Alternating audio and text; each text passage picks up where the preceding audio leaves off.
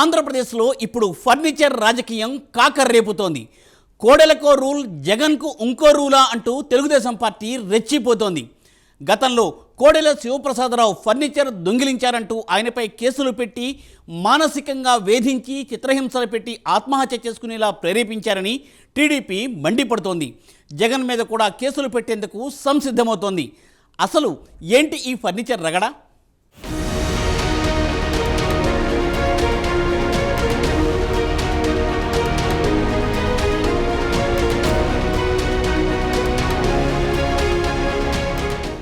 ఏపీలో ఇప్పుడు ఫర్నిచర్ రగడ తారాస్థాయికి చేరింది. జగన్ ఇంట్లో ఉన్న ప్రభుత్వ ఫర్నిచర్ అంశంపై టీడీపీ నేతలు స్పందించారు.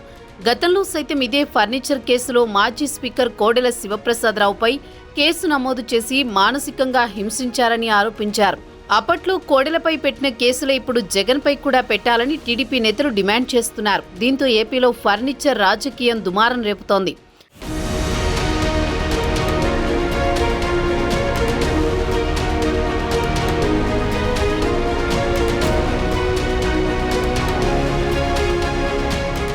దివంగత స్పీకర్, మాజీ మంత్రి కోడెల శివప్రసాదరావు ఆత్మ వైసీపీని వెంటాడుతోందా? ఆయనను మానసిక క్షోభకు గురిచేసి ఆత్మహత్య చేసుకునేలా వైసీపీ నాయకులు వ్యవహరించారా? ఇప్పుడు ఆ ఘటన మరోసారి తెర మీదకు వచ్చిందా అంటే అవునని అంటున్నారు పరిశీలకులు.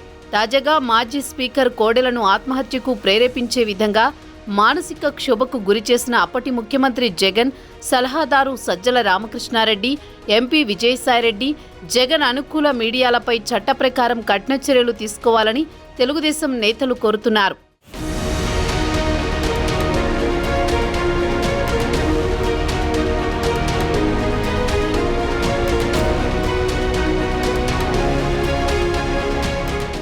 మాజీ సీఎం జగన్ తన క్యాంపు కార్యాలయంలో కొనుగోలు చేసుకున్న ఫర్నిచర్ను అధికారం కోల్పోయినా సర్కారుకు తిరిగి ఇవ్వలేదు. పైగా రుసుము కూడా చెల్లించలేదనే వాదన తెరమీదికి వచ్చింది. దీంతో కోడెల కుమారుడు, టీడీపీ నాయకుడు శివరామకృష్ణ ఈ విషయంలో స్పందించారు. తన తండ్రిపై అప్పట్లో దొంగతనం కేసు నమోదు చేసినట్టుగానే ఇప్పుడు మాజీ సీఎం జగన్ పైన కేసులు పెట్టాలన్నది ఆయన డిమాండ్. అయితే ఇంతలోనే వైసీపీ స్పందించి సదరు ఫర్నిచర్కు రేటు కట్టండి, ఇచ్చేస్తామని చెప్పింది. ఇలా ఈ వ్యవహారం రాజకీయంగా కొనసాగుతోంది. ఇప్పటికైతే ఈ వివాదం మాత్రం జగన్ చుట్టూ తిరుగుతోంది. నాడు కోడెలను దొంగ అన్నారని ఇప్పుడు జగన్ను ఏమని పిలవాలి అంటూ ఫైర్ అవుతున్నారు.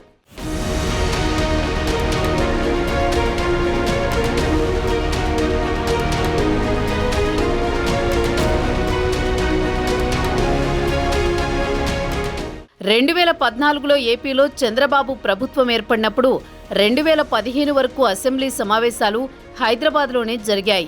అప్పట్లో స్పీకర్గా కోడెల శివప్రసాదరావు ఉన్నారు. తర్వాత అనివార్య కారణాలతో చంద్రబాబు ఏపీకి తరలివచ్చారు. ఈ సమయంలో అక్కడ ఏపీకి ఉన్న ఫర్నిచర్ను కూడా విజయవాడ, గుంటూరు ప్రాంతాలకు తరలించారు. ఈ సమయంలో కొంత ఫర్నిచర్ను విజయవాడలో ఉంచేందుకు వీలు లేకపోవడంతో గుంటూరు జిల్లా సత్తెనపల్లిలోని కోడెల శివప్రసాదరావు ఫామ్ హౌస్లో ఉంచారు. తర్వాత వచ్చిన వైసీపీ ప్రభుత్వం దీనిని కార్నర్ చేస్తూ కోడెలపై దొంగ అనే ముద్ర వేసిన విషయం తెలిసిందే. అనంతరం కోడెల హైదరాబాద్లో ఆత్మహత్య చేసుకున్నారు. దీనికి వైసీపీనే కారణమని అప్పట్లో టీడీపీ నాయకులు ఆరోపించారు. ఇప్పుడు అదే మరోసారి వెలుగు చూసింది. జగన్ మీద కూడా దొంగతనం కేసు నమోదు చేసేందుకు టీడీపీ నేతలు సిద్ధమవుతున్నారు. ఫర్నిచర్ని తీసుకువెళ్ళండి, లేకపోతే డబ్బైనా జమ చేసుకోండని కోడెల లేఖలు రాసినా కేవలం కక్ష సాధింపు చర్యతో ఆయన మీద 10 ఏళ్లకు తగ్గకుండా కేసులు పెట్టించారు.